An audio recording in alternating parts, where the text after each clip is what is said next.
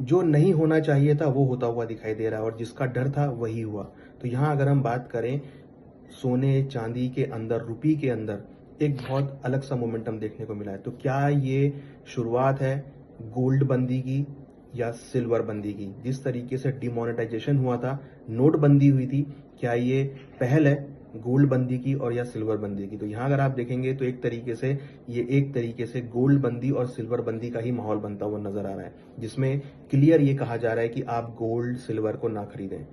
पहले अगर हम देखें तो 1 साल तक गोल्ड ना खरीदने की कवायद लगाई गई। उसके बाद अगर हम देखें तो अब जो गोल्ड के एक्सपोर्टर्स हैं उनके ऊपर 100 kg का एक बार लगा दिया गया है। वहीं सिल्वर को अब फ्री से लेकर रेस्ट्रिक्टेड में लगा दिया गया। इट मीन्स कि सरकार चाहती है कि गोल्ड और सिल्वर को ना खरीदा जाए, केवल उतना ही खरीदा जाए जितना उपयोगी हो, क्योंकि इसका डायरेक्ट इम्पैक्ट इकोनॉमी पे आता हुआ दिख रहा है। क्योंकि अगर आप देखेंगे तो ये सरकार ने बिल्कुल सही कदम उठाया, क्योंकि रुपी जो यहाँ पर कंटिन्यूस वीक हो रहा है, इसकी वजह से जो रिक्वायरमेंट की चीजें हैं वो यहाँ पर महंगी होती हुई दिखाई दे रही हैं।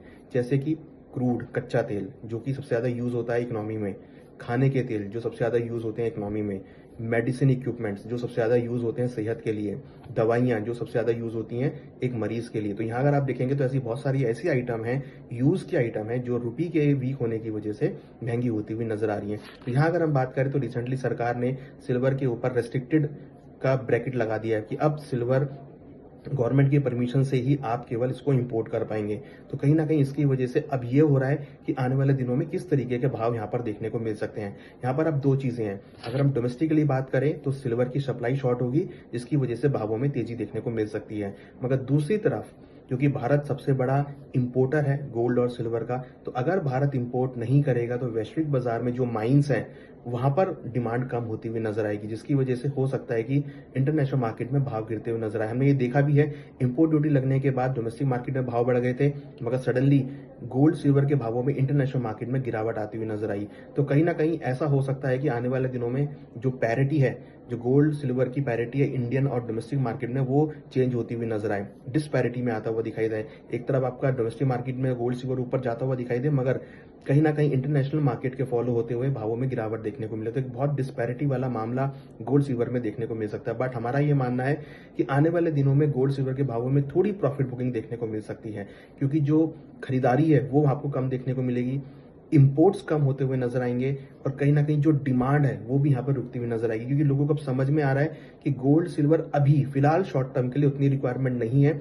हो सकता है कि आगे चलकर डिमांड बढ़े तो ये आपको सपोर्ट आता हुआ दिखाई दे। हमने देखा था लास्ट टाइम पे अगर आप देखेंगे तो जिस टाइम पर अंग्रेज युद्ध के टाइम 1965 के आसपास अगर आप देखेंगे तो जब युद्ध के टाइम पे अमेरिका ने हमको खाद्यान्न देने से मना कर दिया था, तो वहां पर फिर एक दिन के फास्ट की बात की गई थी।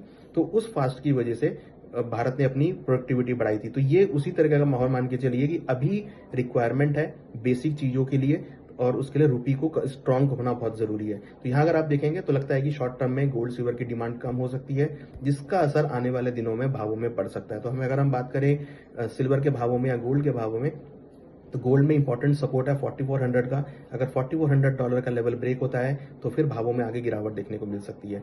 सिल्वर में जो सपोर्ट है वो $70 का है। $70 अगर ब्रेक होता है तो फिर सिल्वर के भावों में आपको गिरावट देखने को मिल सकती है। तो अगर हम बात करें ओवरऑल गोल्ड सिल्वर के भावों में एक मिला जुला कारोबार देखने को मिल रहा है फिलहाल अभी, मगर अगर प्राइस सपोर्ट ब्रेक करते हैं तो गिरावट हो सकती है। और जिस तरीके से डिमांड कमजोर देखने को मिल रही है, अगर हम बात करें फिजिकल मार्केट में डिमांड कमजोर है, तो उससे भावों में प्रेशर देखने को मिल सकता है। हालांकि रुपी में जो गिरावट है वो डोमेस्टिक मार्केट में गिरावट को रोकती हुई नजर आएगी।